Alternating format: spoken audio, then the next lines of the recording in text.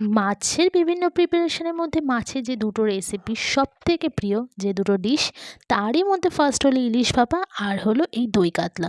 তো আজকে বানাচ্ছি দই কাতলা। চলো দেখো কিভাবে বানাচ্ছি। দই কাতলা বানানোর জন্য এখানে আমি 8টা কাতলা মাছ নিয়েছি।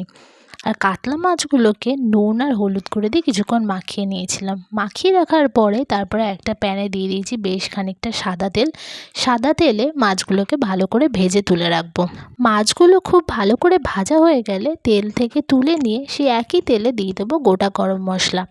গরম মশলা ফোড়ন দেওয়ার পর সেই তেলে দিয়ে দিচ্ছি বেশ খানিকটা পেঁয়াজ বাটা। পেঁয়াজ বাটাটা দিয়ে তেলের সাথে একটু ভালো করে নাড়াচাড়া করে নিতে হবে। তারপর একটু গোল্ডেন ব্রাউন হয়ে গেলে এর মধ্যে দিয়ে দিচ্ছি আমি কাঁচা লঙ্কা, আদা, রসুন বাটা। সেটাকেও বেশ কিছুক্ষণ ধরে ভালো করে নাড়াচাড়া করে নিতে হবে।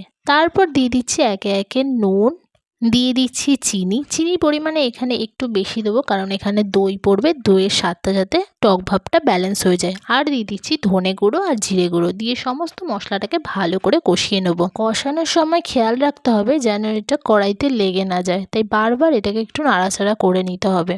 তারপর তার মধ্যে দিয়ে দিলাম মশলা বেটে রাখা জল। সেই জলটাকে দিয়েও একটু ভালো করে নাড়াচাড়া করে নিচ্ছি। মশলা কষানো কমপ্লিট হয়ে গেলে তার মধ্যে দিয়ে দিচ্ছি ফেটিয়ে রাখা টক দই আর মিক্সি ধোয়া জলটাও দিয়ে দিচ্ছি।